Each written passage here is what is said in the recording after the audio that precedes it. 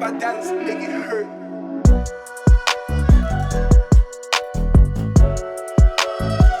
Hey everyone, for those who are new to the channel, welcome to Padle 11th is JEE NEET और मैं नेही Jain. I take care of your mathematics subject here for your 11th, 12th and JEE preparation. मैं IIIT-DM Jabalpur से हूँ, Indian institute of information technology design and manufacture Jabalpur. तो मेरे mains के time पे, मतलब मैंने जब जेई मेंस दी थी 2020 में, तब मेरे 99 परसेंटाइल आए थे मैथमेटिक्स में. इसीलिए I am here taking care of your mathematics. और आज मैं जेई लेवल का मैथ्स कंप्लीट करवाने वाली हूँ, जेई लेवल के कंसेप्ट्स इंट्रोड्यूस करवाने वाली हूँ. तो जेई लेवल ट्रिग्नोमेट्री के, तो आज हम उधर आगे बढ़ने वाले हैं. अभी मेरे एंड सेम चल रहे हैं, तो मैं अभी एक पेपर दे के रिकॉर्ड करने बैठी हूँ. तो वो पेपर दे के, कॉलेज का पेपर दे के, ये ट्रिग्नोमेट्री रिकॉर्ड करने के लिए जब मैं रिवाइज़ कर रही थी इसे, तो ये इतनी आसान लग रही थी और ये इतनी अच्छी लग रही थी. तो आप लोगों को तो ये वैसे भी ये वीडियो कंप्लीट होगी और हम थोड़ी प्रैक्टिस कर लेंगे और ट्रिग्नोमेट्री आसान लगने लग जाएगी. तो लेट्स गेट स्टार्टेड. उससे पहले आई होप आप लोगों ने अभी तक padle.in को इंस्टाग्राम पे फॉलो कर लिया होगा. अगर नहीं किया है तो कर लीजिए, that would be beneficial for you all. अगर आप लोगों ने टेलीग्राम पे हमारा ग्रुप ज्वाइन नहीं किया है तो मैं आपको उसके बेनिफिट्स बता देती हूँ. वहाँ पे डाउट्स एड्रेस हो जाते हैं, वहाँ पे आपको DPP और टेस्ट सीरीज़ के चीज़ें पता चल जाती हैं. और जो मटेरियल है जिससे मैं रेफ़र करके पढ़ाती हूँ, वो मटेरियल आपको जो ऑफिशियल वेबसाइट है वहाँ पे इजीली एक्सेसिबल हो जाएगा. तो अगर इनमें से किसी भी चीज़ की आपको ज़रूरत लगती है अपने प्रेपरेशन टाइम में, अपने नॉलेज के लिए, तो आप as your necessities, as your requirements उन्हें एक्सेस कर सकते हैं. तो let's get started with the video. मैंने ट्रिग्नोमेट्रिक फंक्शंस को जब जेई लेवल पे कंप्लीट किया था तो ये 4 टॉपिक उसमें कवर करवा लिए थे. सॉरी, एनसीईआरटी लेवल पे जब कंप्लीट किया था तो ये 4 टॉपिक उसमें कवर हो गए थे. हमने फिर थोड़े से अच्छे लेवल वाले क्वेश्चंस की प्रैक्टिस भी कर ली थी एनसीईआरटी लेवल ऑफ ट्रिग्नोमेट्री पे. तो आई होप कि आज की तारीख तक आप लोगों की एनसीईआरटी की ट्रिग्नोमेट्री कंप्लीट होगी, इंक्लूडिंग द मिसलेनियस एक्सरसाइज. जो लोग एग्जाम्पलर कर रहे हैं उनकी एग्जाम्पलर कंप्लीट होगी. और अगर आप कोई रेफरेंस सॉल्व कर रहे हैं, which I recommend you all should solve some reference. अगर आपको रेफरेंस के रिगार्डिंग कोई डाउट है तो उसके लिए एक अलग वीडियो डेडिकेट करी गई है, आप वो देख लीजिए. और आप जो भी रेफरेंस सॉल्व कर रहे हैं उसके आपने एग्जाम्पल स्टार्ट कर दिए होंगे. अब कुछ चीज़ें होंगी जो आपको समझ नहीं आ रही होंगी, कुछ फॉर्मूले आपको मिल नहीं रहे होंगे, या कुछ क्वेश्चन आपसे सॉल्व नहीं हो रहे होंगे. तो आज कुछ आइडेंटिटीज़ मैं कवर करवाने वाली हूँ जो एनसीईआरटी में मेंशन नहीं है, और वो जेई लेवल ऑफ कंसेप्ट्स के अंदर मैं कंप्लीट कराऊंगी.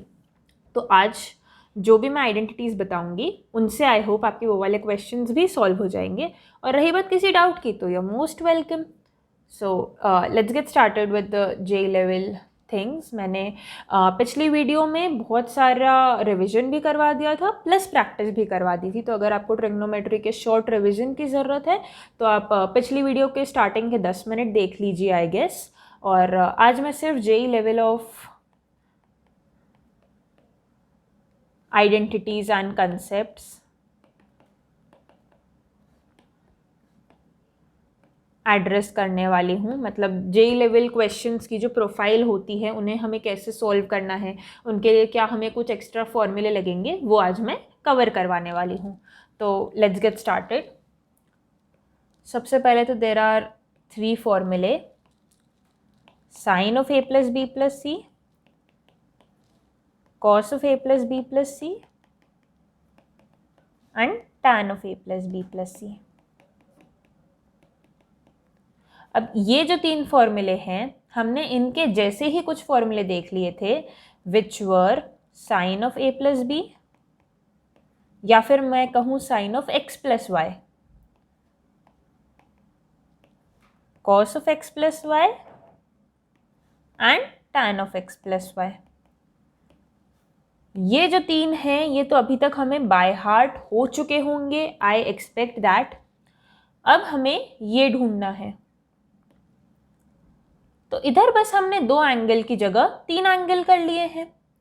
अब मेरा क्वेश्चन ये है कि अगर मैं ए को x मानूं और b प्लस सी को y मानूं, तो क्या a plus B plus c x plus y form का दिखता है? मैं कह रही हूँ a को तो मैं मान लेती हूँ x और b प्लस सी को मैं मान लेती हूँ y, तो this becomes x plus y format. तो मैं ये जो कह रही हूँ वो करके देखती हूँ। Sine of a plus B plus C, तो ये मेरा क्या बन जाएगा? यूजिंग द आइडेंटिटी जो NCERT में गिवन है, जो हम ऑलरेडी कवर कर चुके हैं, sine of a cos of b plus C plus cos of a sine of b plus C. अब यहाँ पे मैं क्या लगा दूंगी? कॉस x प्लस वाई वाली आइडेंटिटी, और यहाँ पे मैं क्या लगा दूंगी? साइन x प्लस वाई वाली आइडेंटिटी। तो मुझे फाइनल प्रोडक्ट क्या मिलेगा मैं वो लिख देती हूँ। मुझे फाइनल प्रोडक्ट मिलेगा sine a cos b cos C plus cos a sine b cos C plus cos a cos b sine C minus sine a sine b sine C. तो ये आप लोग भी जब इसे ओपन कर लेंगे और इसे ओपन कर लेंगे विथ द आइडेंटिटीज, तो आप लोगों को भी ये वाला जो रिजल्ट है ये मिल जाएगा। इसे मैं अच्छे से एक बार लिख देती हूँ, sine of a plus B plus C, और आप एक पैटर्न बनेगा, उस पैटर्न को ऑब्जर्व करना, तो ये याद रखना आसान हो जाएगा। Sine a cos b cos C plus cos a sine b cos C plus cos a cos b sine C minus sine a sine b sine C. तो सबसे पहली बात हमें ध्यान रखना है कि नेगेटिव साइन कौन से टर्म के आगे आ रहा है, और दूसरी बात हमें यह ध्यान रखना है कि जब sine of a plus B plus C हम कर रहे हैं तो पहले टर्म में एक साइन आएगा, दूसरे टर्म में दूसरे एंगल के साथ साइन आएगा, और तीसरे टर्म में तीसरे एंगल के साथ साइन ट्रिग्नोमेट्रिक रेशियो आएगा। और जो चौथा टर्म है उसमें तीनों एंगल्स के साथ साइन ट्रिग्नोमेट्रिक रेशियो है, लेकिन उसका जो नेगेटिव पॉजिटिव वाला साइन है वो नेगेटिव है। I hope you get my logic here, मतलब ये बस याद करने का तरीका मैं बता रही हूँ, मैं आपको पैटर्न ऑब्जर्व करवा रही हूँ। ये हमने एक फॉर्मूला कंप्लीट किया। अब इसे आपको जो आपकी फॉर्मूले की लिस्ट है, जो आई गेस आपने अपने दीवार पे चिपका ली होगी याद करने के लिए, या एक जगह पे अपने शॉर्ट नोट्स में कहीं लिख ली होगी, उसे ऐड करने की ज़रूरत नहीं है। मतलब ये इतना इम्पोर्टेंट नहीं है कि आप इसे अपने सामने लगा ले कहीं पे, ये बस आपको पता होना चाहिए, इसका बस आपको एक पैटर्न याद होना चाहिए। बाकी ये इतना इजी डेरिवेशन था कि आप इसको किसी भी मोमेंट पे कर सकते हैं। हमें बस पता होना चाहिए कि ऐसा कुछ आ जाए तो हमें इस तरीके से डिराइव करना है, मतलब अगर कभी ऐसा कोई क्वेश्चन आता है तो हमें ऐसे सोचना है। इसलिए ये बहुत ज़्यादा इम्पोर्टेंट नहीं है, इसे बाय हार्ट करने की ज़रूरत नहीं है, ये बस आपको पता होगा तो that will be enough. Similarly cos of a plus b plus C को एक ग्रुप कर दीजिए, तो ये बन जाएगा cos a cos b plus C minus sine a sine b plus C. यहाँ पे मैं फिर से क्या लगाऊंगी? Cos of x plus Y, और यहाँ पे मैं लगाऊंगी sine of x plus Y. ये दोनों आइडेंटिटीज़ यहाँ पे लगाने के बाद मुझे इस वाली इक्वेशन का जो एंड प्रोडक्ट मिलेगा वो मिलेगा cos a cos b cos c minus sine a sine b cos c minus sine a cos b sine c minus cos a sine b sine c। इसे मैं जब एक बार अच्छे से लिख देती हूँ तो ये बन जाएगा cos of a plus b plus c is equal to cos a into cos b into cos c minus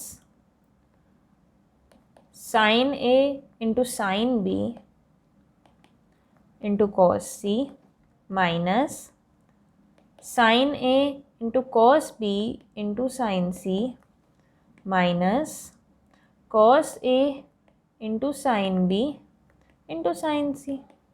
अब इस जगह पर आप देखिए नेगेटिव इन तीनों के साथ आ रहा है और जो हमारा अलाइक ट्रिग्नोमेट्रिक रेशियोज वाला टर्म है वो तो पॉजिटिव है।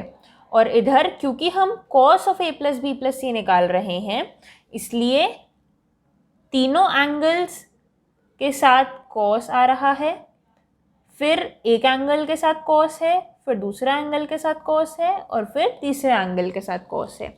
ऐसा ही पैटर्न हमने साइन में भी ऑब्जर्व किया था, बस वहाँ पे नेगेटिव टर्म सिर्फ अलाइक ट्रिग्नोमेट्रिक रेशियोज वाला टर्म था और यहाँ पे अलाइक ट्रिग्नोमेट्रिक रेशियोज वाला टर्म पॉजिटिव है, बाकी सारे टर्म नेगेटिव हैं। और अब मैं देख लेती हूँ tan of A plus B plus C, इसे भी मैं उसी तरीके से देखूंगी तो ये बन जाएगा tan ए प्लस tan बी प्लस सी इंटू 1 माइनस tan ए into tan B plus C. इसे भी जब मैं फर्दर सॉल्व करूंगी यहाँ पे और यहाँ पे मैं यूज़ कर लूँगी tan of x plus Y वाली आइडेंटिटी। इसे भी जब मैं फर्दर सॉल्व करूंगी तो मुझे मिलेगा tan A plus tan B plus tan C minus tan A into tan B into tan C whole upon 1 minus tan A tan B plus tan B tan C plus tan C into tan A। ये तो हो गया मेरा इसका and product. अब मैं tan of A plus B plus C के लिए एक जनरल फॉर्मूला ही लिखवा देना चाहती हूँ। मतलब अगर हमें पूछेंगे कि tan of A plus B plus C plus d plus e plus f, मतलब tan के अंदर कितने भी एंगल्स का सम हो, अगर हम एक जनरल फॉर्मूला याद रखते हैं तो हम उसे बहुत अच्छे से सॉल्व कर पाएंगे, which is 1 sum of 1 at a time minus sum of 3 at a time plus sum of 5 at a time minus sum of 7 at a time and so on, divided by 1 minus sum of 2 at a time plus sum of 4 at a time minus sum of 6 at a time and so on। अब ये क्या लिखा है मैंने, sum of 1 at a time, sum of 3 at a time, ये मैं क्या कह रही हूँ? Sum of 1 at a time का मतलब है समेशन ऑफ tan A, मतलब tan A plus tan B plus tan C। Sum of 2 at a time का मतलब है summation of tan A into tan B, मतलब tan A into tan B plus tan B into tan C plus tan C into tan D, मतलब सारे angles को दो दो बार ले लेना, जैसे हमने यहाँ पे ये वाला टर्म लिखा। This term is sum of 2 at a time, tan A into tan B plus tan B into tan C plus tan C into tan A। Sum of 3 at a time अब आप लोग समझ गए होंगे क्या होगा, वो होगा tan A into tan B into tan C। तो ये होते हैं हमारे समेशंस और ये जनरल फॉर्मूला हम यूज़ कर सकते हैं।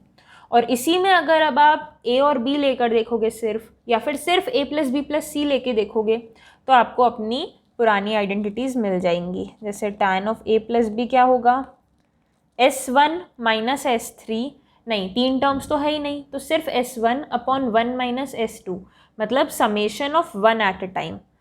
कितने एंगल्स हैं A और B, तो उनका समेशन हो जाएगा tan A plus tan B, और फिर बोला है 1 माइनस S2, मतलब 1 minus summation of 2 at a time, तो एंगल ही 2 हैं, तो अगर 2 एट अ टाइम लिया मतलब क्या हो गया, tan A into tan B।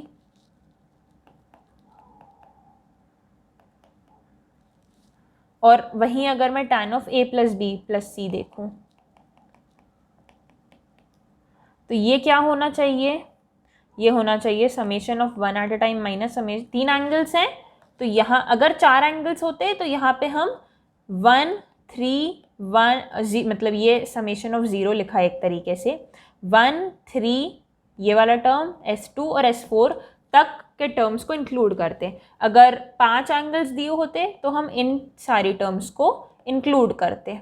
मतलब जहाँ तक आपको एंगल्स दिए होंगे आप वहाँ तक के नंबर की टर्म्स को इंक्लूड करोगे। तो अगर 3 एंगल्स दिए हैं तो हम कौन से टर्म्स लेंगे, S1 minus S3 upon 1 minus S2। तो अगर tan of A plus B plus C दिया है तो मैं S1 मतलब summation of 1 at a time, तीनों एंगल्स का ट्रिग्नोमेट्रिक रेशियो का समेशन, मतलब tan of A plus tan of B plus tan of C। अब summation of 3 at a time, 3 at a time मतलब A B C, फिर 3 ही तो angles है मतलब तीनों का प्रोडक्ट। तो ये बन जाएगा tan of A into tan of B into tan of C। अगर 4 एंगल्स होते तो हम ABC लेते, फिर BCD लेते, फिर CDA लेते और ऐसे हम हमारे केसेस बदलते, पर अभी तो एंगल ही 3 है। इसका मतलब सिर्फ tan A into tan B into tan C हमारा S3 होगा, और 1 माइनस S2 मतलब summation of 2 at a time. तो पहले तो हम लेंगे tan A into tan B, फिर हमारे एंगल्स C और है हमारे पास तो फिर हम लेंगे tan B into tan C, और अब हमारे पास A और C का कॉम्बिनेशन रह गया तो हम लेंगे tan A into tan C। तो जब हमने इस फॉर्मूले से देखा तो हमें ये मिल गया जो हमने इस तरीके से निकाला था, ये और ये सेम है। तो ये जो जनरल फॉर्मूला है ये हम याद रख सकते हैं tan के लिए। ठीक है, तो इससे हमें x प्लस वाई मिल जाएगा, x plus Y plus Z मिल जाएगा, या फिर a प्लस बी मिल जाएगा, a plus B plus C मिल जाएगा। मतलब आप कितने भी एंगल्स को इस फॉर्मूले से सॉल्व कर सकते हैं tan के। तो अभी तक हमने 3 चीज़ें देख ली, sine of a plus B plus C, cos of a plus B plus C, tan of a plus B plus C, और एक चौथी चीज़ जो जनरल फॉर्मूला था tan of a plus B plus C के लिए, which was tan of a plus B plus C dot dot dot. ये एक जनरल फॉर्मूला होता है, ये होता है S1 minus S3 plus S5 minus S7 dot dot dot upon dot dot dot मतलब so on 1 minus S2 plus S4 minus S6 and so on. तो यहाँ पर ये तीनों चीज़ें डिराइव करना आसान है। इन तीनों चीज़ों को हमने कैसे डिराइव किया है वो थॉट आपको याद होना चाहिए, वो थॉट आपको समझ आ जाना चाहिए। इन्हें कहीं बाय हार्ट करने की ज़रूरत नहीं है। और ये वाला जो फॉर्मूला है, जो जनरल फॉर्मूला है, उसे आप कहीं अच्छे से लिख लीजिए, या तो अपने शॉर्ट नोट्स में, या फिर आपने जहाँ पे भी अगर फॉर्मूले चिपकाए होंगे तो वहाँ पे, क्योंकि ये बहुत रेगुलरली तो यूज़ नहीं आएगा, ये हर दूसरे क्वेश्चन में यूज़ नहीं आएगा, बट ये जनरल फॉर्मूला याद होना चाहिए। इसमें भी बहुत अच्छा पैटर्न दिख रहा है, 1 3 5 7 माइनस प्लस और ऐसे ही चलते जाएगा। डिनोमिनेटर में हमें दिख रहा है 0 2 4 6 माइनस प्लस और ऐसे ही चलते जाएगा। तो ये जो चारों चीज़ें थी, इन सब में हमें एक ऐसा पैटर्न दिख रहा है जिससे हमें वो याद हो जाएगा। और मैं जितने भी आगे आइडेंटिटीज़ बताने वाली हूँ उन सब में हमें कोई ना कोई पैटर्न ऑब्जर्व होगा और हमें वो याद रह जाएंगी। फिर भी मैंने आपको इन चारों की इंपॉर्टेंस बता दी। अब मैं यहाँ से प्रोसीड करती हूँ, अब मैं अपनी सेकेंड आइडेंटिटी पे जाती हूँ। अब जो मेरी सेकेंड सेट ऑफ आइडेंटिटीज़ हैं, ये टेस्ट में एज अ क्वेश्चन आई थी।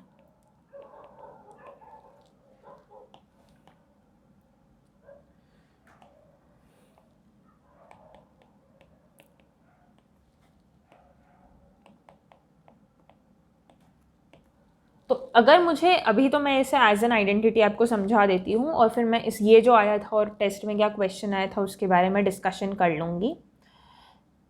इसे मैं देखती हूँ sine of x plus y format का, और इसे मैं देखती हूँ sine of x minus y format का।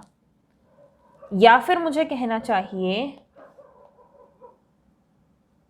इसे मैं देखती हूँ साइन ऑफ x फॉर्मेट का और इसे मैं देखती हूँ साइन ऑफ y फॉर्मेट का। तो मुझे जो आइडेंटिटी याद आनी चाहिए वो थी 2 sin x sin y, और क्या मैं कुछ भूल रही हूँ इधर? हाँ, एक negative sine is equal to cos of x plus y minus cos of x minus y। ये थी हमारी आइडेंटिटी। अब यहाँ पे मुझे ये सॉल्व करके देख लेनी चाहिए। x plus y upon 2 and x minus y upon two मैंने मिस कर दिया। तो इस आइडेंटिटी को यूज़ करके मैं इस क्वेश्चन को सिंप्लीफाई करके लिखूंगी। आप भी सिंप्लीफाई करके लिखिए। Let's see if it matches. ये sine theta as it is, बाहर एक 1/2 आएगा और इसे मैं लिख देती हूँ cos of 2 theta plus half. I hope मैंने जो लिखा है वो आपने जो लिखा है उससे मैच कर रहा है। अब cos ऑफ 2 थीटा पे मैं फिर से एक आइडेंटिटी लगाऊंगी which is 1 minus 2 sine square theta. अब इस आइडेंटिटी को भी आप लगाइए और देखिए ये मैच कर रही है क्या। It will be sine theta, एक हाफ बाहर, 1 माइनस 2 साइन स्क्वायर थीटा, तो 1 plus 1/2 minus 2 sine square theta. तो ये बन जाएगा 3/2 minus 2 sine square theta into 1/2 sine theta. इसे मैं लिख देती हूँ 1/2 into sine theta into 3 minus 4 sine square theta whole upon 2। अब इस साइन थीटा को अगर मैं अंदर भी मल्टीप्लाई कर देती हूँ तो ये बन जाएगा 3 sine cube theta, 3 sine theta minus 4 sine cube theta, एक 1/2 बाहर और एक 1/2 इसके डिनोमिनेटर में। That would be sine 3 theta upon 4। इधर मैंने कौन सी आइडेंटिटी यूज़ करी? Sine 3 theta is equal to 3 sine theta upon minus 4 sine cube theta. ये आइडेंटिटी इधर जब आप डाल देंगे तो आपको ये मिल जाएगा। तो इससे मुझे पता चलता है कि 1/4 इंटू साइन 3 थीटा किसके बराबर होता है? Sign theta into sine 60 plus theta into sine 60 minus theta. मतलब अगर 3 साइन मल्टीप्लिकेशन में है और उनके एंगल्स का म्यूचुअल डिफरेंस 60 है, मतलब दो एंगल्स एक दूसरे से 60 से डिफर कर रहे हैं। पहले है 60 माइनस थीटा, फिर है 60 प्लस थीटा, फिर है थीटा। या फिर टेस्ट में क्वेश्चन था, जितना मुझे याद आ रहा है, sine of theta, sine of 60 plus theta and sine of 120 plus theta. इसे हमने सॉल्व किया था इस जगह पे sine of x plus y लगाकर और इस जगह पे भी sine of x plus y लगाकर। तो आप वैसे भी इस क्वेश्चन को सॉल्व कर सकते थे और आज मैंने सॉल्व करने का एक दूसरा तरीका बता दिया। तो आई होप आपने टेस्ट सीरीज़ अटेम्प्ट कर ली होगी, उसके वीडियो सोल्यूशन देख लिए होंगे। अगर आपने देख लिया तो आप मेरी बात से रिलेट कर पा रहे होंगे और समझ पा रहे होंगे उसे। उस जगह पे भी हमारा आंसर आया था 1/4 साइन 3 थीटा और यहाँ पे भी हमारा आंसर है 1/4 साइन 3 थीटा। तो अभी मैंने इतना कहा कि sine theta into sine 60 plus theta into sine 60 minus theta is equal to 1/4 sine 3 theta. Similarly cos of थीटा into cos of 60 plus theta into cos of 60 minus theta is equal to 1/4 cos 3 theta. आप same तरीके से cos की identity भी prove कर सकते हैं, और इनके जो वेरिफिकेशन है या इनका जो प्रूव करने का तरीका है वो कुछ इतना आउट ऑफ द बॉक्स नहीं है, या वो कोई बहुत डिफरेंट थॉट नहीं था। अगर आपको एज अ क्वेश्चन भी ये आता, मैंने आपको ये सब बताने के पहले एज अ क्वेश्चन भी ये डाल दिया था टेस्ट में, तो भी आई गेस आप लोगों ने ये सॉल्व कर ही लिया था, क्योंकि इसका जो तरीका है वो वही तरीका है जो हमें एनसीईआरटी में दिया हुआ है। तो ये जो आइडेंटिटी है इससे कुछ डेरिवेशन आपको याद करने की ज़रूरत नहीं है इसके लिए, इसका बस आपको आंसर याद होगा, तो दैट वुड बी इनफ। तो ये दो कुछ इंपॉर्टेंट चीज़ें हैं।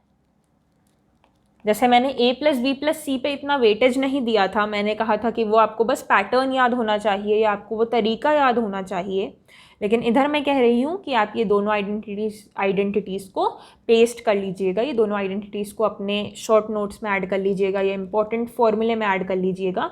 जो भी आपका वो वाला सेक्शन है जो इंपॉर्टेंट चीज़ों का सेक्शन है, स्टार मार्क्ड सेक्शन है, उधर इन दोनों को ऐड कर लीजिएगा। और जो तीसरी चीज़ की अगर मैं बात करती हूँ, tan theta into tan 60 plus theta into tan 60 minus theta. Now I hope कि कोई भी इसका आंसर 1/4 tan थ्री थीटा नहीं दे रहा होगा। अगर कोई ये आंसर दे रहा है तो इट इज़ रॉन्ग। आप थोड़ा सा एक बार दूसरी बार सोच लीजिए, क्योंकि जब मैं आंसर बताऊंगी तो ऐसा लगेगा कि ओ शिट, इसका आंसर सिर्फ होगा tan 3 थीटा, क्योंकि साइन का पूरा टर्म इक्वेशन एक्सप्रेशन और कॉस का पूरा एक्सप्रेशन अगर हम डिवाइड कर लेते हैं तो हमें ये वाला एक्सप्रेशन मिल जाएगा, हमें ये वाला एक्सप्रेशन मिल जाएगा। और वो 1/4 tan 3 थीटा के बराबर थोड़ी होगा, क्योंकि इधर ये 1/4 इस 1/4 से कैंसिल हो चुका होगा, हमें बचेगा बस cos 3 theta sin 3 theta upon cos 3 theta, तो वो तो हो जाएगा tan 3 थीटा के बराबर। इसलिए जब हम सेम फॉर्मूला tan में देखते हैं तो हमारा आंसर आता है सिर्फ tan 3 थीटा, हमारा आंसर है सिर्फ tan 3 थीटा। सो ये वाला जो फॉर्मूला है ये तो इन दोनों से ही बन जाएगा। तो आपको क्या लिखने की ज़रूरत है, आपको क्या याद रखने की ज़रूरत है, आपको बस ये दोनों फॉर्मूले याद रखने की ज़रूरत है। This was our common sense. तो अभी मैंने 3 फॉर्मूले देखे और 3 फॉर्मूले देखे अपने ट्रेजर में ऐड करें, which is sin theta, sin 60 plus theta, sin 60 minus theta,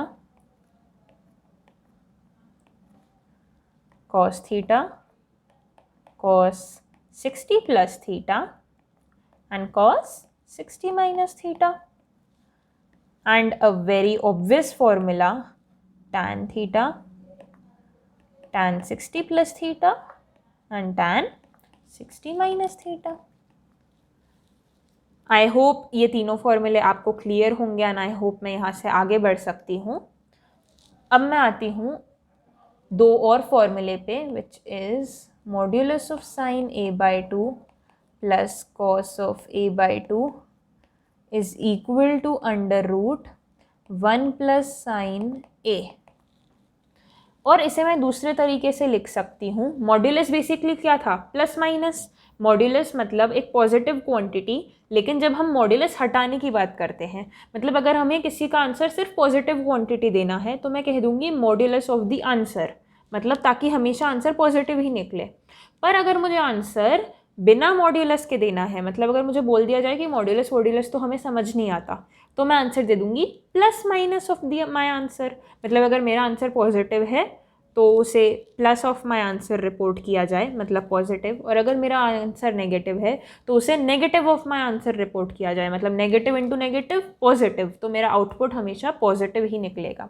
इसलिए अब अगर मैं कहूँ कि मुझे तो मॉड्यूलस का मतलब समझ ही नहीं आता, तो मैं इसे लिखूंगी sine of a/2 plus cos of a/2 is equal to plus minus √1 plus sine a। तो ये प्लस माइनस क्या है, ये प्लस माइनस वो है जो हमने पढ़ा था b² plus minus b plus minus √b² minus 4ac। तो जो प्लस माइनस डिटर्मिनेंट के बाहर लगा था, प्लस माइनस रूट डी जो था, ये वो प्लस माइनस है, क्योंकि तब हमें मॉड्यूलस पढ़ाया नहीं गया था। तो मैं इधर इसे प्लस माइनस लगा सकती हूँ या फिर इस साइड में मैं मॉड्यूलस लगा सकती हूँ, ये दोनों चीज़ें सेम हैं। और अगर आपको ये a/2 के टर्म्स में नहीं लिखना हो तो हम इसे ऐसे लिख लेते हैं, और अगर आपको a नहीं डालना हो, x डालना हो या थीटा डालना हो तो मैं इसे ऐसे लिख देती हूँ, sin x plus cos x is equal to plus minus √1 plus sine 2x। ये इसी फॉर्मूले को मैंने अलग तरीके से लिख दिया।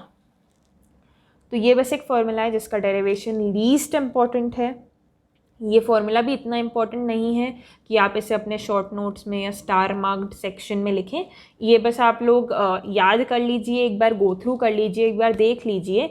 ये कभी कभार काम आ जाता है, कभी कभार, बट मैं कोई पॉइंट मिस नहीं करना चाहती थी, इसलिए आई मेंशन्ड इट हियर, इसलिए ये मैंने अपने नोट्स में ऐड कर लिया है। एंड बहुत ज़्यादा इस फॉर्मूले पे प्रेफरेंस नहीं है, प्रायोरिटाइज नहीं किया गया है इस फॉर्मूले को।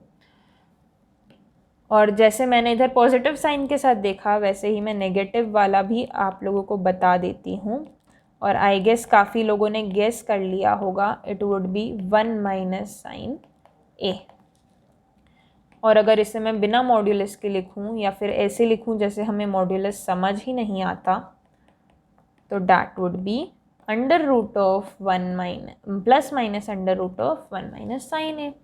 और अगर इसे मैं बिना a/2 के टर्म्स में लिखूं, मतलब a/2 को मैंने बेसिकली लिख दिया x, तो मेरा a हो जाएगा 2x।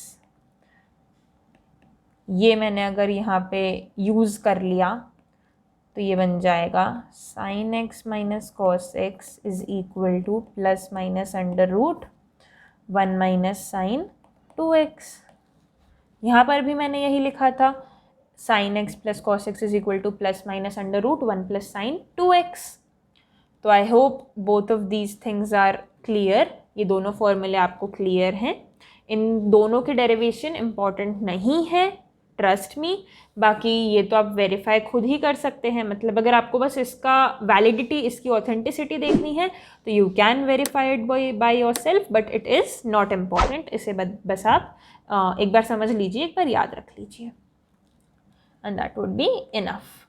अब मैं आती हूँ एक important part पे, which is conditional identities.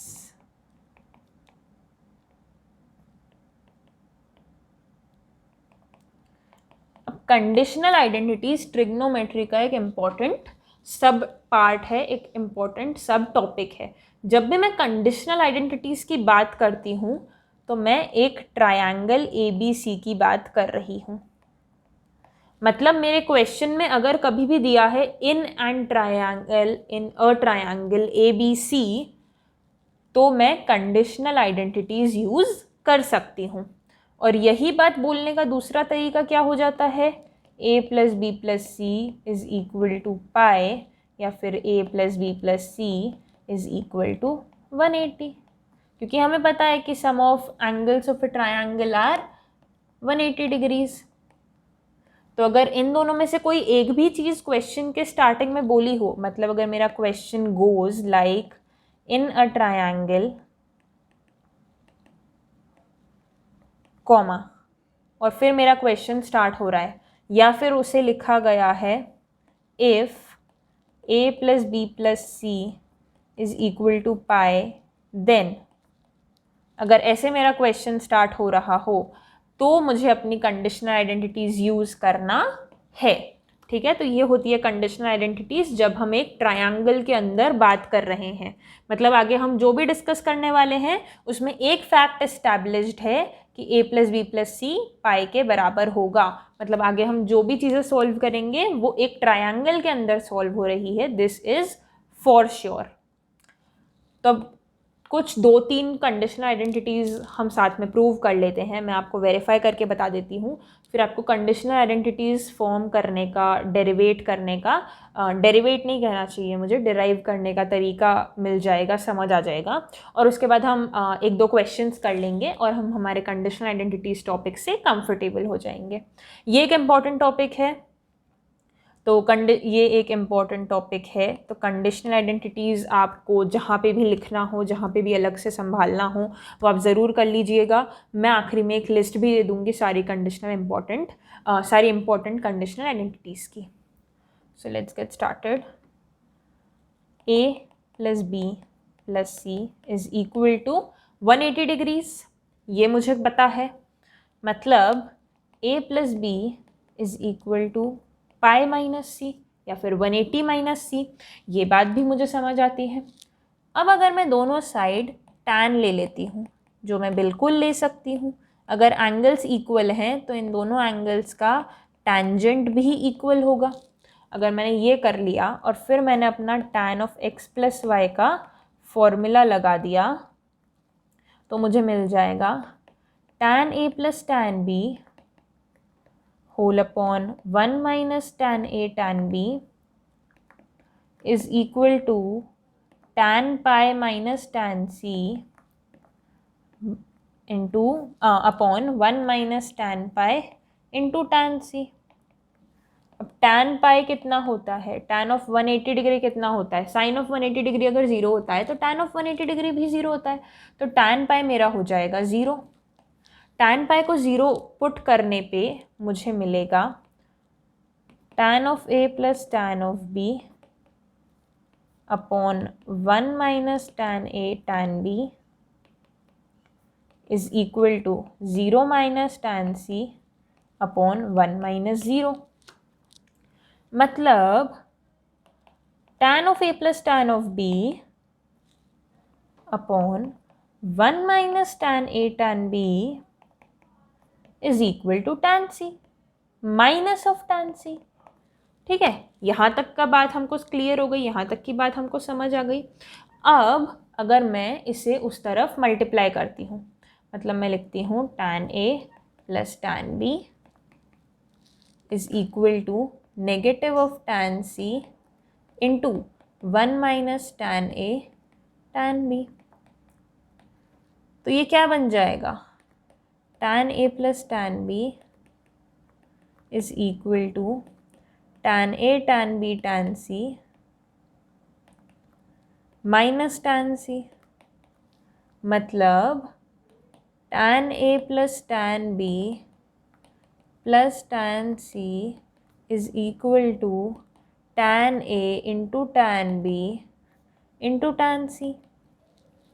क्या आप भी इस पॉइंट से अग्री करते हैं? क्या आप भी इस बात से अग्री करते हैं? आपने भी ये डिराइव कर लिया। तो ये क्या किया अभी हमने बना ली एक conditional identity which is tan of a plus tan of b plus tan of c is equal to tan a into tan b into tan c। अब हम इसे एक आइडेंटिटी जैसे याद रखेंगे। अभी हमने इसे एक क्वेश्चन जैसे, अभी एक डेरिवेशन जैसे इसे डिराइव कर लिया, और अब हम इसे एक आइडेंटिटी जैसे याद रखने वाले हैं।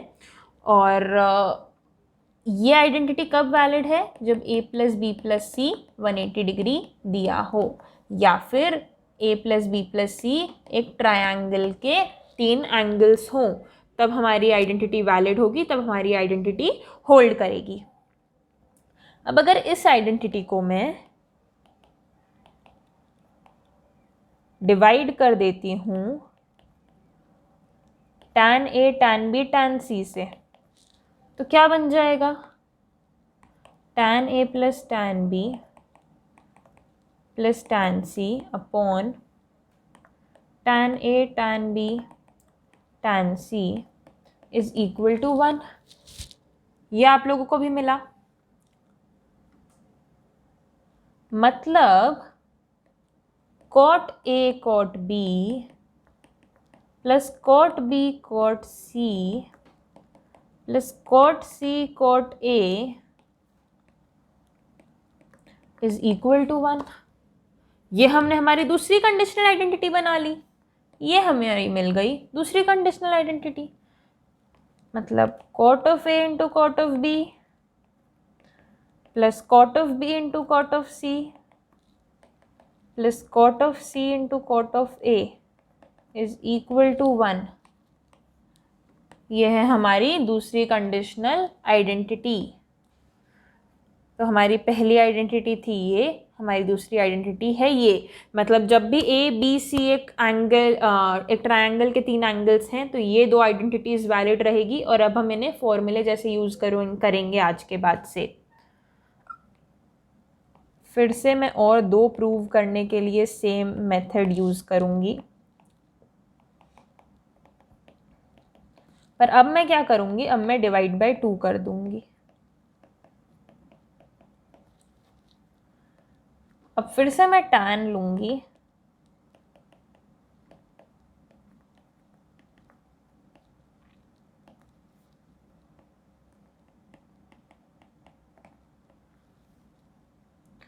फिर से मैं उसे वैसे ही ओपन करूँगी।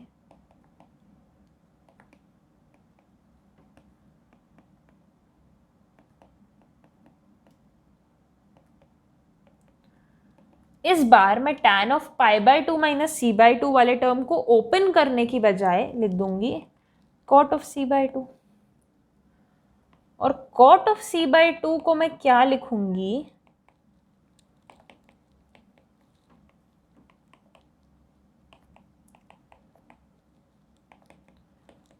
cot ऑफ c/2 को मैं लिख दूंगी 1/tan c/2। अब फिर से मैं क्रॉस मल्टीप्लाई कर देती हूँ। क्रॉस मल्टीप्लाई करके मुझे मिल जाएगा tan c/2 into tan of a/2 plus tan of b/2 is equal to 1 minus tan a/2 into tan b/2। इन टर्म्स को रीअरेंज करने से मुझे मिल जाएगा tan a/2 into tan b/2 plus tan b/2 into tan c/2 plus tan c/2 into tan a/2 is equal to 1। Similar identity हमें मिली थी जब हम cot of a B c की बात कर रहे थे। जब हम ए बी सी की बात कर रहे हैं तो cot में ये पैटर्न देखने को मिलता है, और जब हम a/2 b/2 और c/2 की बात कर रहे हैं तो हमें tan में ये पैटर्न देखने को मिलता है। अब मैं देखती हूँ कि इसे tan a/2 into tan b/2 into tan c/2 से डिवाइड करने पे हमें क्या मिलता है। तो हमें मिल रहा है cot of a/2 plus cot of b/2 plus cot of c/2 is equal to cot a/2 into cot b/2 into cot c/2। तो ऐसा पैटर्न तो हमें tan में a b c के साथ देखने को मिला था, जो cot में a/2 b/2 c/2 के साथ देखने को मिल रहा है। तो क्या क्या देखा अभी तक मैंने देखा कि tan a plus tan b plus tan c is equal to tan a into tan b into tan c। फिर मैंने देखा कि cot of a into cot of b plus cot of b into cot of c plus cot of c into cot of a is equal to 1। फिर मैंने देखा कि tan of a/2 into tan of b/2 plus tan of b/2 into tan of c/2 plus tan of c/2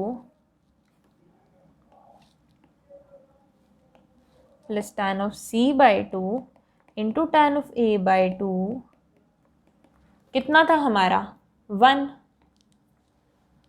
और cot of a/2 plus cot of b/2 plus cot of c/2 था cot a/2 into cot b/2 into cot c/2।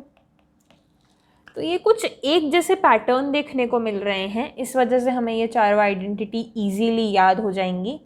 तो अभी तक हमने 4 conditional identities prove कर ली। हमने 4 conditional identities बहुत basic तरीके से प्रूव करी, मतलब इसमें तो कुछ ना समझ आने जैसी बात भी नहीं है। ये तो दिया गया था, अगर कंडीशनल आइडेंटिटी वर्ड यूज़ किया है या ट्रायंगल ABC वर्ड यूज़ किया है, मतलब दिस इज़ फॉर श्योर। इसके बाद ये स्टेप बिल्कुल डिफ़िकल्ट नहीं थी। इधर हमने 2 से डिवाइड किया और इसके पिछली डेरिवेशन में हमने 2 से डिवाइड नहीं किया था। फिर दोनों साइड हमने tan ले लिया और हमने जो फॉर्मूले हमें ऑलरेडी आते थे, जो फॉर्मूले अभी तक हमने बाय हार्ट कर लिए हैं, हमने वो फॉर्मूले अप्लाई कर दिए और ये सीरीज ऑफ ऑपरेशंस करने से हमें ये 4 आइडेंटिटीज़ मिल गई और ये 4 है हमारी कंडीशनल आइडेंटिटीज़ जो हमें याद होनी चाहिए। अब मैं आपको एज क्वेश्चन 2 आइडेंटिटीज़ प्रूव करवाऊंगी, तो we will solve it like a question, we won't derive it like some identity. Okay.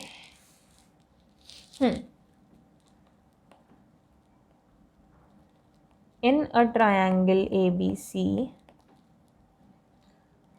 find sin 2a plus sin 2b plus sin 2c. ये है हमारा क्वेश्चन। हमें sin 2a plus sin 2b plus sin 2c find करना है और हमें दिया है इन अ ट्रायंगल ABC। जब हमें ये वर्ड दे दिया जाए मतलब हम already establish conditional identities use कर सकते हैं, या फिर हम a plus b plus c is equal to pi इस फैक्ट को यूज़ कर सकते हैं और इसे हमें यूज़ करना है। इसके अलावा हमारे पास और कोई इन्फॉर्मेशन है भी नहीं। तो यहाँ पर मैं इन 2 टर्म्स को क्लब करूँगी। इन 2 टर्म्स को क्लब करने से मुझे मिलेगा 2 sin a plus B into cos a minus B, और मैं इस टर्म को sin 2c को लिखूँगी 2 sin c cos c। अब जो मेरा a प्लस बी है वो है पाई माइनस सी के बराबर, तो इस टर्म को मैं लिख दूंगी 2 टाइम्स साइन पाई माइनस सी।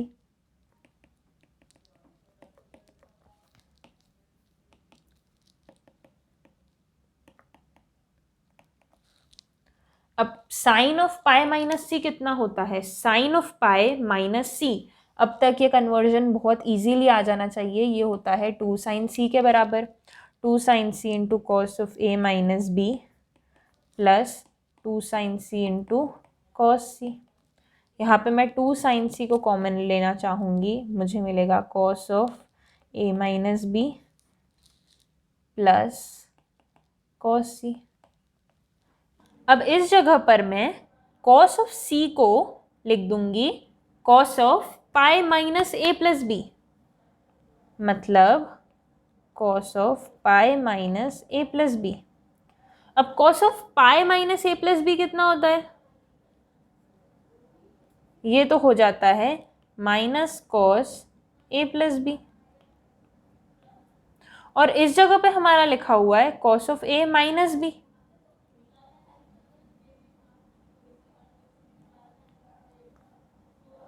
तो ये बन गया 2 sine C into cos of A minus B minus cos of A plus B. अब ये हमें कैसा दिख रहा है? इधर हम हमारी आइडेंटिटी लगा देंगे और इसे मैं लिखूंगी 2 into sine A into sine B. इधर मैंने अपनी कौन सी आइडेंटिटी लगाई? Cos X minus cos Y. तो वो आइडेंटिटी अप्लाई करने के बाद मुझे रिजल्ट मिलेगा 2 साइन ए साइन बी, और 2 साइन सी तो ऑलरेडी ब्रैकेट के बाहर था ही। तो this would give 4 times sine A into sine B into sine C. तो यहाँ पे मैंने कौन सी आइडेंटिटी फ्रेम कर ली? Sine of 2a plus sine of 2b plus sine of 2c is equal to 4 times sine a into sine b into sine c।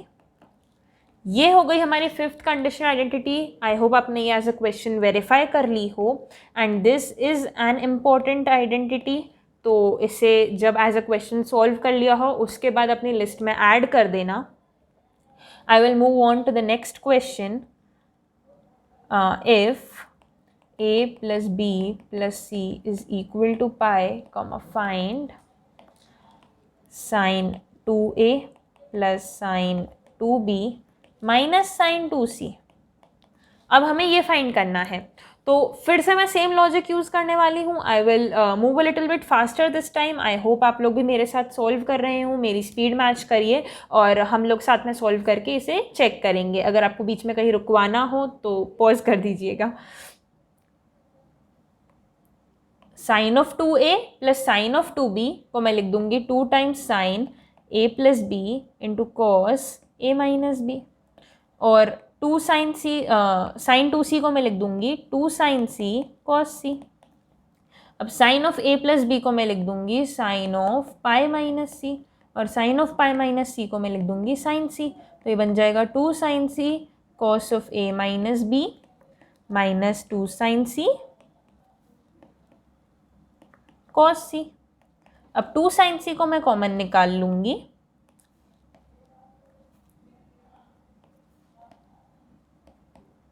तो bracket के अंदर बचेगा cos of a minus b minus cos of c. अब cos c को मैं क्या लिख सकती हूँ, cos of pi minus a plus b. और ये क्या होता है, minus cos a plus b.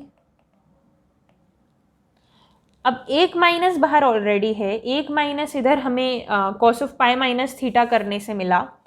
तो ये बन जाएगा 2 sine c into cos of a minus b plus cos of a plus b. अब cos of a minus b plus cos of a plus b पर फॉर्मूला यूज़ करके मुझे मिल जाएगा 2 cos a into cos b. अगर ये x है, ये y है, तो ये है x प्लस वाई बाई 2 और ये है x minus Y by 2. I hope this is clear.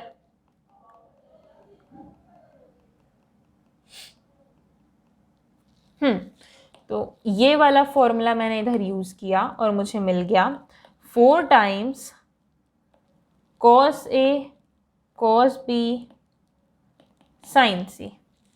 तो अभी हमने क्या प्रूव किया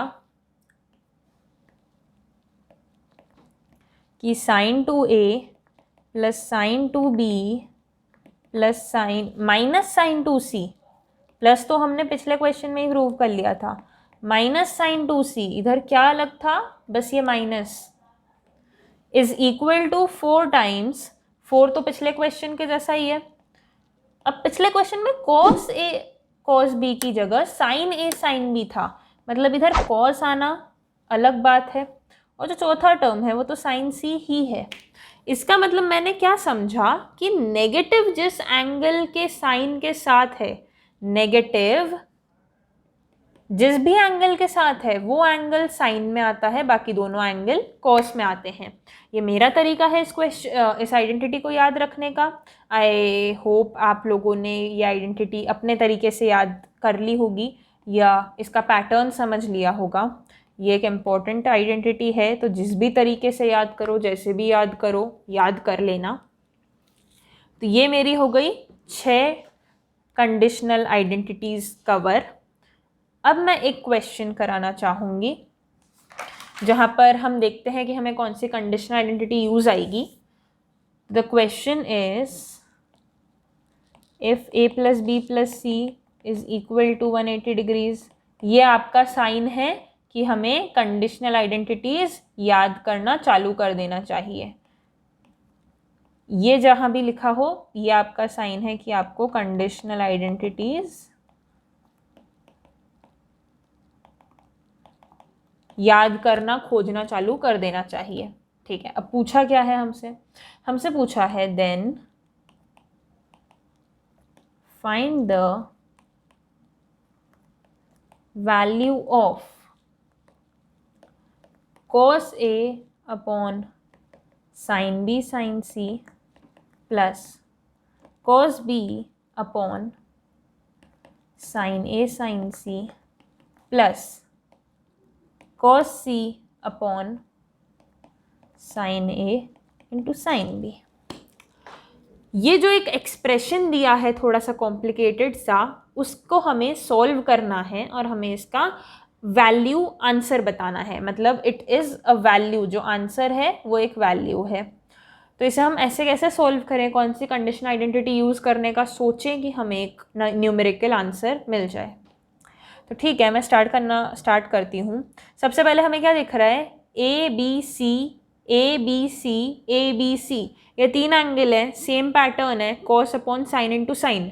बस ये एंगल्स साइक्लिक चेंज हो रहे हैं, मतलब अगर पहले ए बी सी होगा तो फिर बी ए सी हो जाएगा और फिर सी ए बी हो जाएगा। मतलब अगर मैं सिर्फ एक टर्म को सॉल्व कर लेती हूँ और बचे हुए दोनों को एज इट इज़ मान लूँगी। तो पहले तो मैं एक से क्वेश्चन स्टार्ट करती हूँ, तीनों साथ में सॉल्व करूँगी तो बहुत हौच पौच हो जाएगा। तो अभी हम इसे लिख देते हैं summation of cos A into cos A upon sine B sine C. मतलब ये इस टर्म को सम कर रहे हैं हम, कितनी बार, 3 एंगल है इसलिए ऑफ कोर्स 3 बार। तो इस क्वेश्चन को मैंने इस तरीके से लिख दिया। ठीक है, अब हम इसे ऐसे सॉल्व करेंगे और इस समेशन का मतलब है कि ऐसे 3 टर्म्स हैं, तो जो भी हमारा आंसर आएगा उसे हम रेप्लिकेट कर देंगे और लाइकवाइज हम मान लेंगे कि बचे हुए 2 टर्म्स का भी वैसा ही आंसर आया। तो जो मेरा ए लिखा है उसे मैं लिख दूंगी पाई माइनस बी प्लस सी। ठीक है, सबसे पहले तो मैं ए को लिख रही हूँ pi minus B plus C. तो ये मेरा बन जाएगा minus of cos A B plus C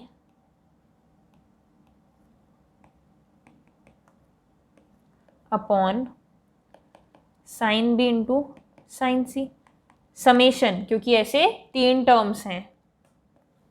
अब इसे मैं कर देती हूँ ओपन, तो ये बन जाएगा cos B cos C minus sine B sine C whole upon sine B sine C. एक नेगेटिव बाहर है ही सही, और समेशन भी है इस पूरे का, तो ये बन जाएगा माइनस बाहर cos B cos C upon sine B sine C क्या होता है, cot B cot C, minus sine B sine C upon sine B sine C कितना होता है, 1, और इस पूरे का समेशन, मतलब summation of 1 minus cot B cot C, ये ढूंढ रहे हैं हम। तो summation of 1 minus cot B cot C. अब अगर मैं इस समेशन को हटाना चाहूँ, इस समेशन को मैं हटाना चाहूँ और मैं पूरा का पूरा जो टर्म है उसे लिखना चाहूँ, तो ये बन जाएगा 1 minus cot B cot C plus 1 minus cot C cot A plus 1 minus cot A cot B. I hope summation हटाकर मैंने ये 2 टर्म्स कैसे लिखे वो आप बात समझ गए होंगे।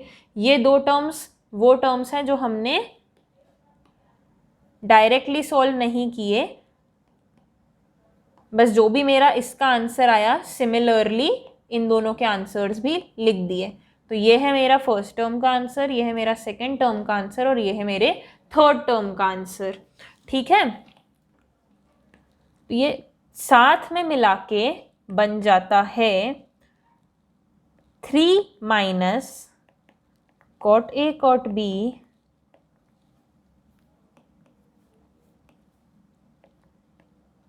Plus cot B cot C plus cot C cot ए।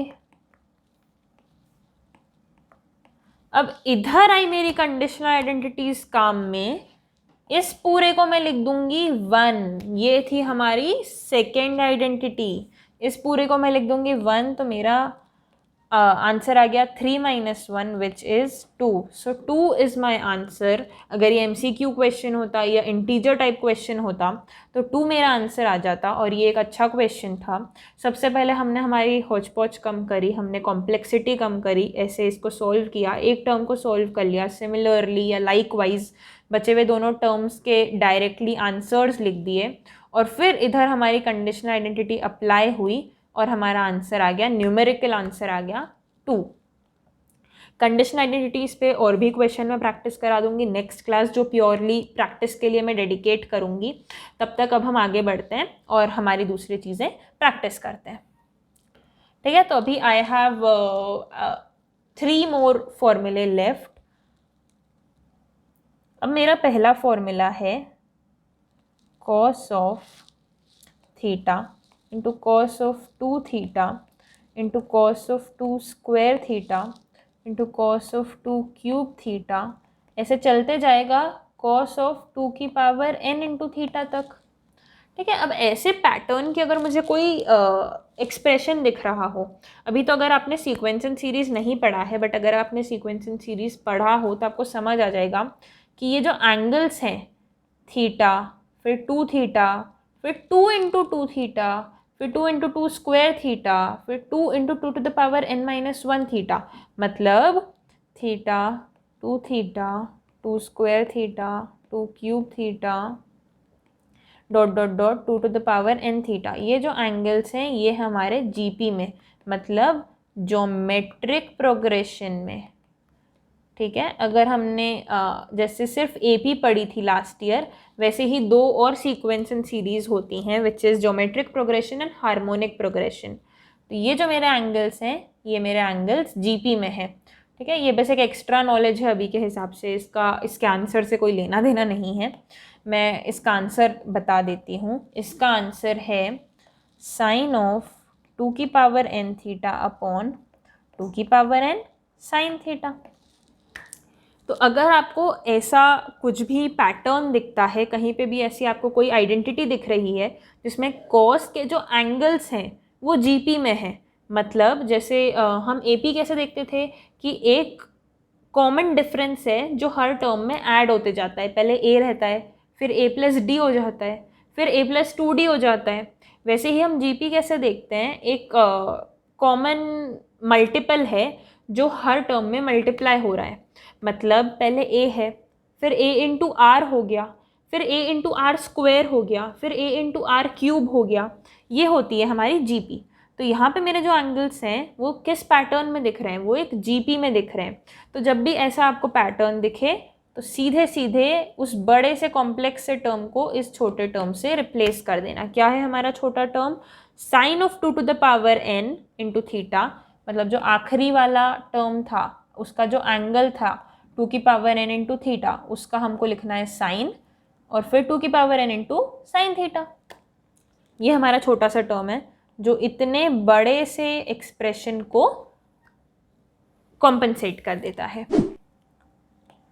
ठीक है, ऐसी ही एक और आइडेंटिटी है। अब जो हमारा एंगल्स के अंदर का पैटर्न है वो है हमारा AP.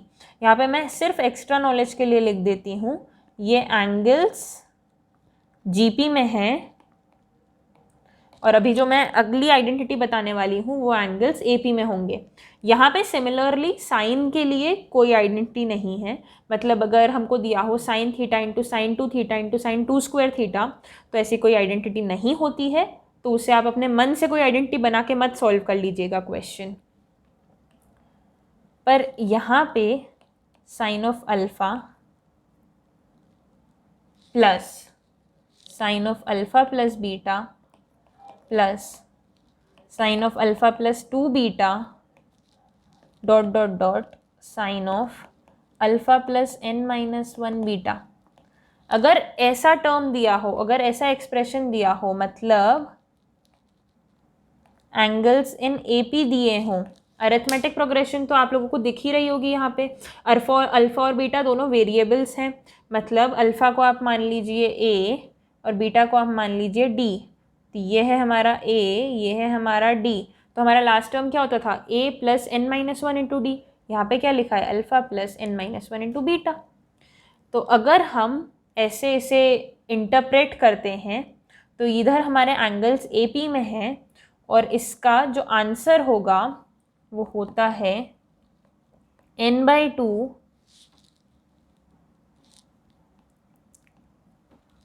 Sign of n beta by 2 into sine alpha plus n-1 beta by 2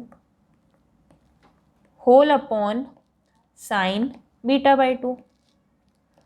ठीक है, ये याद करना भी थोड़ा सा डिफिकल्ट हो सकता है। ये जिसका जो आंसर था sine of n beta by 2 into sine alpha plus n-1 beta by 2 whole upon sine beta by 2, ये कभी कभी याद नहीं हो जाता है, इसका एक टर्म इधर उधर हो जाता है, थोड़ी सी गड़बड़ हो जाती है। इसलिए मैं बता देती हूँ कि ये जो फॉर्मूले हैं ये वाला और इसका अगला वाला जो मैं बताने वाली हूँ, ये तीनों इम्पोर्टेंट हैं। और इधर आपको एपी तो स्पॉट करना समझ आ जाएगी, पर ये जो आंसर है ये आंसर याद होना चाहिए, ठीक है। ये एक इम्पॉर्टेंट पार्ट है और इधर बहुत सारी गड़बड़ हो सकती है। मतलब अगर आप इधर बीटा बाई 2 करना भूल गए या फिर इधर n से मल्टीप्लाई करना भूल गए तो बहुत सारी गड़बड़ हो जाएगी। इसलिए इस आंसर को एज इट इज़ याद रखना, इसे बाय हार्ट कर लेना।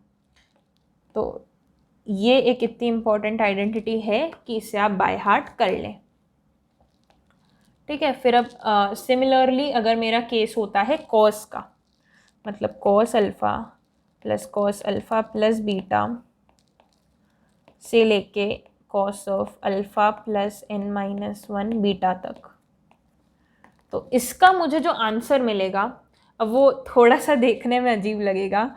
वो आंसर आता है sine of n beta by 2 into cos of alpha plus n-1 beta by 2 upon sine beta by 2। तो सिर्फ मेरी जो ये वाली टर्म है ना, ये पहले साइन थी और अब ये कॉस हो गई है। सारे एंगल सेम हैं, ये दोनों टर्म्स एज इट इज़ है, बस जो इधर साइन था वो बन गया है कॉस, ठीक है। तो ये बहुत ज़्यादा स्मूथली याद नहीं रहेगा, या बहुत सारा आपको इधर कोई पैटर्न या याद रखने का तरीका नहीं मिल रहा होगा, इसलिए इसे अपने सामने लगा लीजिएगा और फ्रीक्वेंटली थोड़े थोड़े टाइम में रेगुलरली पढ़ते रहना, तो आपको ये याद हो जाएंगे।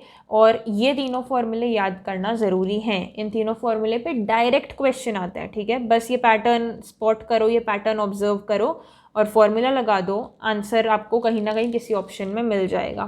तो ये तीनों कुछ इंपॉर्टेंट फॉर्मूले हैं जिन पर डायरेक्टली क्वेश्चंस फ्रेम हो सकते हैं, इसलिए ये तीनों फॉर्मूले हमारे इंपॉर्टेंट हैं। आई गेस ये बात आपको समझ आ चुकी है। तीनों कुछ एंगल्स में पैटर्न है, पहला वाला एंगल्स में जीपी है, दूसरा वाला एंगल्स में एपी है और तीसरा वाला भी एंगल्स में एपी है, ठीक है। अब बस मेरी एक प्रोफाइल बच जाती है जो है रेंज एंड डोमेन में। अगर मैं आपको क्वेश्चन देती कि find range of sine theta plus cos theta, ठीक है, तो आप इसे कैसे फाइंड करते हैं? ये फाइंड करने का जो एक तरीका है वो एक स्टैंडर्ड तरीका है, वो एक जनरल तरीका है। तो बस मैं आपको ये तरीका समझा दूंगी और हमारी आज की जेई कंसेप्चुअल लेवल क्लास को हम कंप्लीट कर लेंगे। उसके बाद हमें बस ढेर सारी प्रैक्टिस करनी है क्योंकि ट्रिग्नोमेट्रिक इंपॉर्टेंट टॉपिक है। तो ठीक है, विद द क्वेश्चन मैं ये जो समझाना चाहती हूँ वो समझाना स्टार्ट करती हूँ। Sine of theta plus cos of theta, इसकी मुझे रेंज फाइंड करनी है, ठीक है। तो अब ये जो होता है साइन थीटा, ये -1 से 1 के बीच में लाई करता है, मेरा कॉस थीटा भी -1 से 1 के बीच में लाई करता है। पर अब मैं इन दोनों को ऐड कर रही हूँ, तो क्या इनकी जो रेंज है वो ऐड होगी, सब्ट्रैक्ट होगी, क्या होगा? अगर मैं किसी एग्जाम्पल लेती हूँ, एक मैं एंगल देख रही हूँ 0 डिग्री, तो 0 डिग्री पे मेरा साइन थीटा 0 होता है, कॉस थीटा 1 होता है। अब मैं एंगल देख रही हूँ 30 डिग्री, तो 30 डिग्री पे मेरा कॉस थीटा √3/2 होता है और साइन थीटा 1/2 होता है। अब अगर मैं एंगल देख रही हूँ 90 डिग्री, तो मेरा साइन थीटा 1 होता है, कॉस थीटा 0 होता है। तो ये कहाँ से कहाँ तक लाई कर रहा है, ये हम ऐसे रैंडम गेस करके बता सकते हैं क्या, या इसका कोई तरीका है? तो तरीका तो बिल्कुल है, तभी मैंने ये टॉपिक रेज किया। अगर तरीका नहीं होता तो मैं और एक्सटेंड नहीं कर रही होती अपनी क्लास। यहाँ पे इन दोनों का जो कोएफिशिएंट है वो 1 है, ठीक है। अब मैं क्या कहती हूँ ना कि 1/√2, अच्छा नहीं, मैं इसे ऐसे लिखती हूँ, sine theta plus cos theta को मैं 1 से मल्टीप्लाई कर रही हूँ, यानी कि √2/√2 से मल्टीप्लाई कर रही हूँ। अब ये जो डिनोमिनेटर वाला √2 है, इसे मैं ब्रैकेट के अंदर ले जाती हूँ, मतलब ये है 1/√2 sine theta plus 1/√2 cos theta. अब बाहर एक √2 तो है ही सही, अब ये जो 1/√2 है ये तो साइन 45 डिग्री होता है या फिर कॉस 45 डिग्री होता है।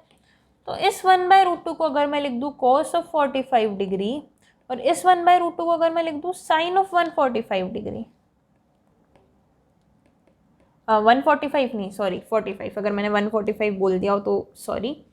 या फिर आपकी मर्जी, अगर आपको इसको साइन 45 डिग्री लिखना हो तो इसको साइन 45 डिग्री लिख लो, इसको कॉस 45 डिग्री लिख लो, दोनों को साइन 45 लिखना है, दोनों को कॉस 45 लिखना है, जो करना है करो। तो हमें फाइनली ऐसा कुछ मिल जाएगा। मैं पहले केस के साथ जा रही हूँ, बचे हुए तरीके से भी आप सॉल्व कर ही सकते हो इस क्वेश्चन को। यहाँ पे मुझे क्या मिलेगा, cos 45 sine theta plus sign 45 cos theta और होल इनटू एक √2 तो बाहर है ही सही। अब ये किसके जैसा दिख रहा है, ये दिख रहा है sine X cos Y plus cos X sine Y जैसा। ठीक है, तो sine X cos Y plus cos X sine Y किसके बराबर होता था, ये होता था sine of X plus Y के बराबर। मतलब sine of 45 degree plus theta लिखा था बेसिकली और होल इनटू √2 तो था ही सही। अब मुझे जब रेंज फाइंड करनी थी sine theta plus cos theta की, तो उसे मैंने लिख लिया √2 times sign of 45 degree plus theta. क्या मैं अब रेंज बता सकती हूँ? 45 डिग्री प्लस थीटा को अगर मैं x बोल देती हूँ तो ये बन गया साइन एक्स इंटू √2। और साइन एक्स कहाँ से कहाँ जाता है, 1 से -1 से 1 जाता है साइन एक्स। मतलब √2 टाइम्स -1 से 1 क्या होगा, मैं बोल रही हूँ कि sine of X is -1 to 1, मतलब sine of 45 plus theta is -1 to 1. So √2 times sine of 45 plus theta would lie from -√2 to +√2. तो इधर मेरा जो आंसर है वो हो जाता है -√2 से +√2. Do you get the answer, do you get the question? ये क्वेश्चन समझ आता है, उसका आंसर कैसे लाए वो समझ आता है, और वो आंसर सही लग रहा है क्या? अगर हाँ तो मैं आगे बढ़ती हूँ, अगर ना तो आप एक और बार पीछे जाकर इसे देख लीजिए। तो अब मेरा पॉइंट है कि अगर हमें दिया हो a into sine X plus B into cos X की रेंज फाइंड करने का क्वेश्चन, तो यहाँ पे तो हमें दिया था 1 into sine X plus 1 into cos x. तो हमने क्या किया, √2 से मल्टीप्लाई और डिवाइड। √2 बेसिकली क्या था, 1 स्क्वायर प्लस 1 स्क्वायर का अंडर रूट। या फिर इसे मैं ऐसे देख सकती हूँ कि मैंने एक ट्राइंगल बनाया ए बी और ये मेरा हाइपोटेनस था √a² प्लस b²। ठीक है, तो मुझे इस जगह पे कोई एंगल चाहिए कॉस थीटा और इस जगह पे कोई एंगल चाहिए साइन थीटा। मतलब a/a का हाइपोटेनस जब मिल जाएगा तो मुझे कॉस थीटा मिल जाएगा, और b/b का हाइपोटेनस जब मुझे मिल जाएगा तो मुझे साइन थीटा मिल जाएगा। थीटा मेरा ये वाला एंगल। तो यहाँ पे मैं इसे काय से मल्टीप्लाई डिवाइड करूँगी, मैं a sign X plus b cos x को √a² प्लस b² से मल्टीप्लाई करूँगी और √a² प्लस b² से डिवाइड कर लूँगी। तो मेरा बन जाएगा a/√a² plus b² into sine X plus b/√a² plus b² into cos x, और एक √a² प्लस b² बाहर। तो इस जगह पर a/√a² प्लस b² को मैं लिख देती हूँ कॉस थीटा और b/√a² प्लस b² को मैं लिख देती हूँ साइन थीटा। तो मेरा बन जाएगा sine of theta plus X into √a² plus b²। अब sine of theta plus X lies from -1 to 1, तो जो √a² plus b² into sine of theta plus X होगा उसकी रेंज आप लोग मुझे बताइए। बिल्कुल सही, -√a² प्लस b² से लेके √a² प्लस b²। तो इस क्वेश्चन का मेरा आंसर हो जाएगा minus of under root A square plus B square से under root A square plus B square. तो बेसिकली जब भी हमें a into sine X plus B into cos X दिया हो तो हमें उसे under root of A square plus B square से मल्टीप्लाई डिवाइड करना है। और अगर हम डायरेक्ट आंसर लिखना चाहें, जो एक बार हम डिराइव कर चुके हैं इसलिए हम लिख सकते हैं, वो गलत नहीं होगा, तो हम लिख देंगे minus of under root A square plus B square से under root A square plus B square, जहाँ पर मेरा tan थीटा है b बाय ए। ठीक है, b बाय ए ही है ना, हाँ b अपॉन ए। मेरा tan थीटा हो जाता है b अपॉन ए। ये फिज़िक्स के लिए इम्पोर्टेंट इन्फॉर्मेशन है।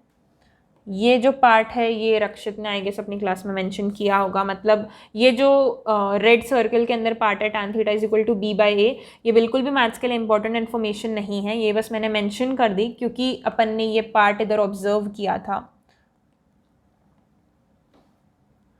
ठीक है, so tan theta is b by A, ये मैथ्स के लिए इंपॉर्टेंट नहीं है।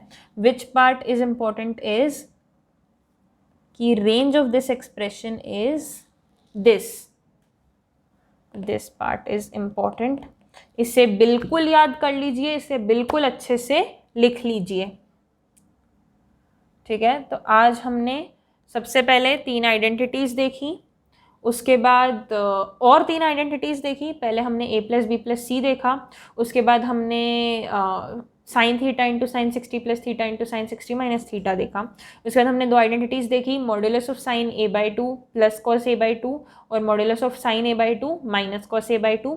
उसके बाद हमने कुछ कंडीशनल आइडेंटिटीज़ देखी, और ये है कुछ कंडीशनल आइडेंटिटीज़ जो आप लोग इम्पॉर्टेंट कंडीशनल आइडेंटिटीज़ की एक लिस्ट, इसमें से कहाँ तक की आइडेंटिटीज़ इम्पॉर्टेंट है, जो 8 तक की आइडेंटिटीज़ हैं वो इम्पॉर्टेंट है। उसके बाद वाली आइडेंटिटीज़ बस एक्स्ट्रापोलेट करके बनाई गई हैं। जो फर्स्ट आइडेंटिटी है वो बेसिकली बस sine of A plus B plus C का फॉर्मूला है, और sine A plus B plus C pi था, इसलिए sine A plus B plus C 0 है।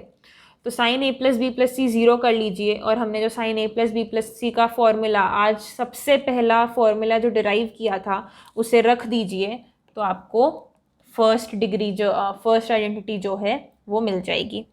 जो सेकेंड आइडेंटिटी है वो likewise sine cos of A plus B plus C का फॉर्मूला है।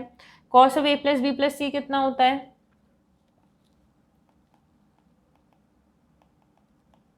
1, क्योंकि a plus B plus C तो पाए है। जब भी कंडीशनल आइडेंटिटीज वर्ड मेंशन्ड हो तब हम a plus B plus C is equal to pi मान के चलेंगे। a plus B plus C pi होगा ही सही।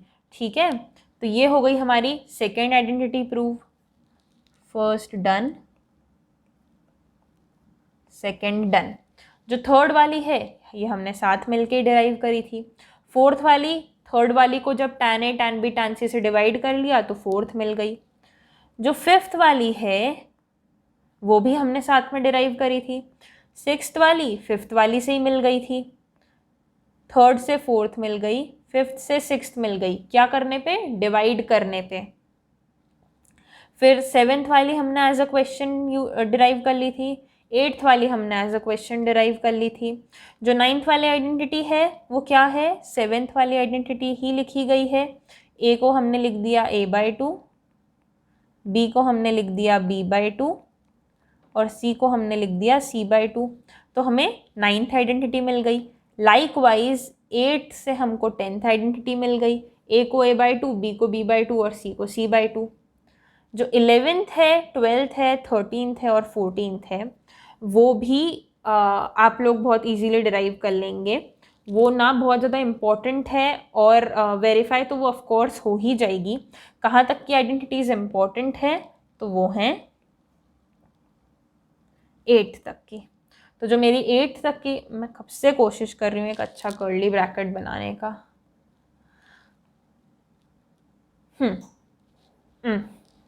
तो जो 8th तक की आइडेंटिटीज़ हैं ये इम्पॉर्टेंट है। 8 तक की आइडेंटिटीज़ आप याद कर लीजिए। लेकिन ये रही सारी की सारी कंडीशनल आइडेंटिटीज़ की एक लिस्ट।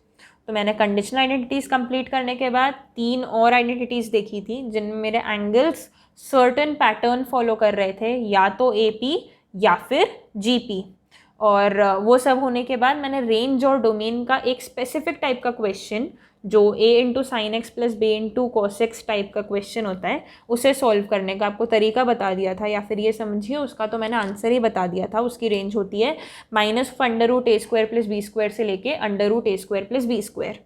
तो यहाँ पे मैं जेई लेवल ऑफ ट्रिग्नोमेट्री को रैप अप करना चाहूँगी। ये सिर्फ कुछ आइडेंटिटीज़ हैं, कुछ कंसेप्ट्स हैं, कुछ फॉर्मूले हैं, इन पे ढेरों क्वेश्चंस बन सकते हैं, इस पे पूरी पूरी रेफरेंसेस बनाई गई हैं। So these are the basic फॉर्मूले जो याद होने ही चाहिए। उनमें से भी कौन से ऐसे हैं जो बाय हार्ट होने चाहिए और कौन से ऐसे हैं जो सिर्फ समझ आ जाने चाहिए, वो भी मैंने अपने लेक्चर में बहुत क्लियरली मेंशन कर ही दिया था। तो आई डोंट थिंक यहाँ पे आपको कोई भी प्रॉब्लम होगी। बट अगर आपको कोई इशू है, कोई प्रॉब्लम है, तो आप टेलीग्राम पे अपने डाउट्स रेज कर दीजिए। टेलीग्राम का जो प्लेटफॉर्म है वो डाउट्स के लिए बनाया गया है। तो अगर आपको कोई भी डाउट है तो आप प्लीज़ टेलीग्राम पे ही उसे भेजिए। वो भी एक बहुत कंफर्टेबल सोर्स है और प्लेटफॉर्म है। तो I guess I am done with today's class. So thank you so much and meet me in the next class for more and more of practice, क्योंकि ट्रिग्नोमेट्री में बहुत प्रैक्टिस की ज़रूरत है। And good day, take care, peace out.